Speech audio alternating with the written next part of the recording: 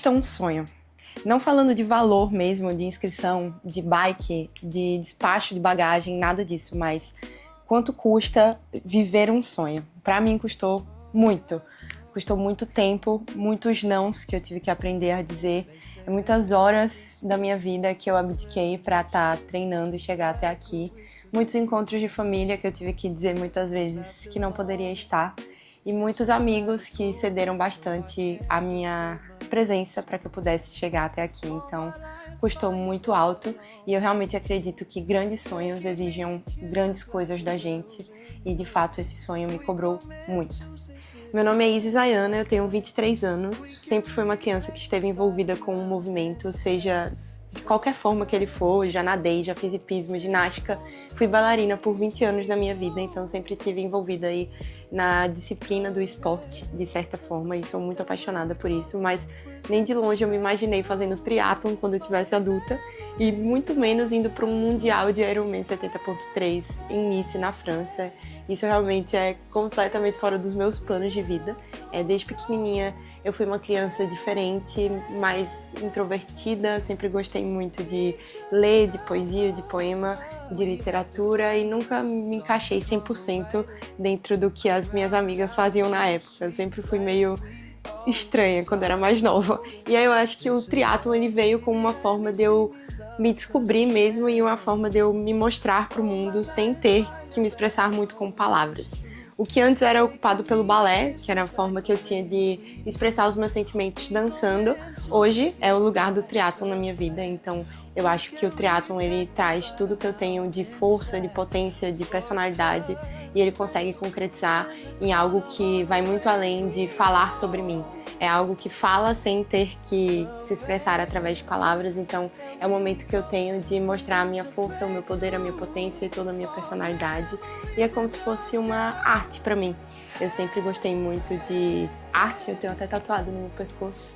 E o balé ocupou esse espaço na minha vida por muito tempo, até que ele teve que partir e ceder esse lugar para o triatlon, que é tudo isso de importante para mim hoje. Eu sempre quis fazer medicina, minha mãe é médica, então era algo que sempre teve dentro de casa e algo que eu quisesse seguir, nunca ninguém me pressionou para isso. E quando eu entrei na faculdade de medicina, começou a ficar muito puxado de conciliar os horários com os ensaios de balé, de dança, eu fazia contemporâneo e jazz na época também, e aí meio que eu fui deixando aos poucos essa rotina da dança na minha vida e fui ocupando esse lugar com a corrida de rua. E depois veio a natação, em um momento que eu estava machucada, eu tive uma fratura na tíbia por estresse. Depois de 4 meses correndo, eu aumentei muito o volume de corrida, era meio imprudente na época e acabei me lesionando.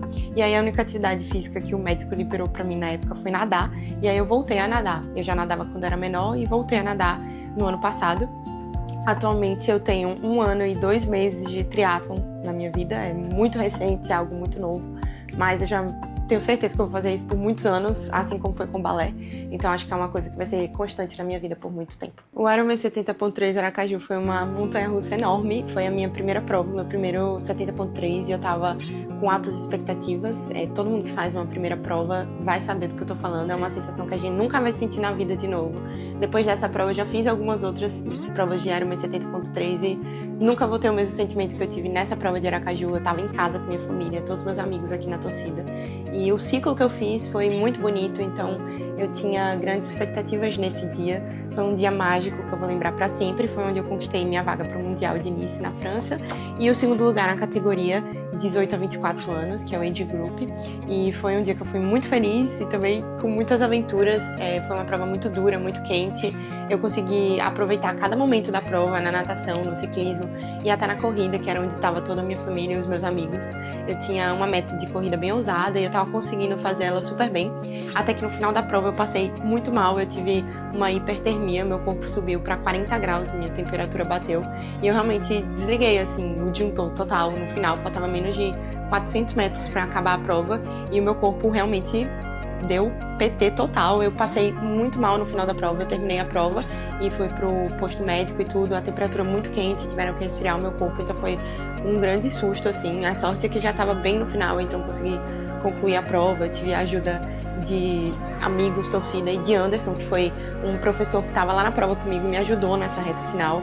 e foi algo muito marcante para mim terminar a prova. Eu lembro que eu terminei ainda meio extasiada e não estava entendendo nada que estava acontecendo, e aí depois veio tudo isso de conseguir a minha vaga, que eu sonhei tanto, o troféu, mas isso nem se compara ao peso que eu consegui tirar das minhas costas de ter enfrentado todo o ciclo de 70.3, todos os aprendizados que eu tive, e essa conquista foi muito maior do que o troféu e a vaga. E aí, depois desse dia, que foi 30 de novembro de 2025, que eu conquistei a vaga do Mundial para Nice, eu percebi que realmente o sonho tinha mudado e o sonho não era mais ter a vaga para o Mundial, e sim fazer a prova na França e representar a minha cidade, representar os meus parceiros, os meus patrocinadores, toda a minha família, os meus amigos. Todo mundo que, de certa forma, acreditou em mim em algum momento. Esse projeto nasceu porque eu percebi que um sonho grande, ele não é sonhado sozinho, e existem várias pessoas por trás. Então,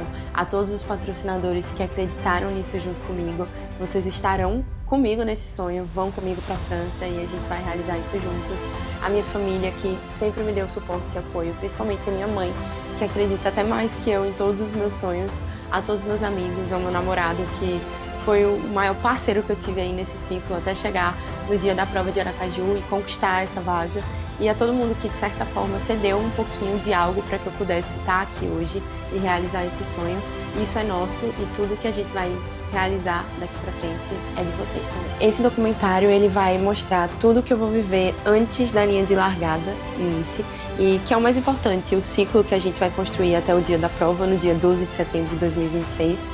E eu vou mostrar todas as conquistas, derrotas, desafios e tudo que eu vou enfrentar até chegar nesse dia que foi tão sonhado por mim, e mostrar que o preço que a gente paga por um sonho é muito alto, mas que no final, mesmo sendo muito alto, vale tudo a pena quando a gente tá realizado e feliz com o que a gente vem construindo. Então, acho que vai ser muito legal dividir isso com vocês. Espero que vocês consigam se inspirar de certa forma e sirva de material para vocês verem que tudo é possível quando a gente realmente acredita e se esforça de verdade. Eu não sei ainda como vai ser no dia da prova, o que vai acontecer em Nice, mas eu sei o quanto custou chegar até aqui, e eu tenho certeza que o que virá daqui para frente vai ser muito maior e muito melhor do que tudo que eu já vivi. Então eu tô muito animada, muito feliz, e até lá!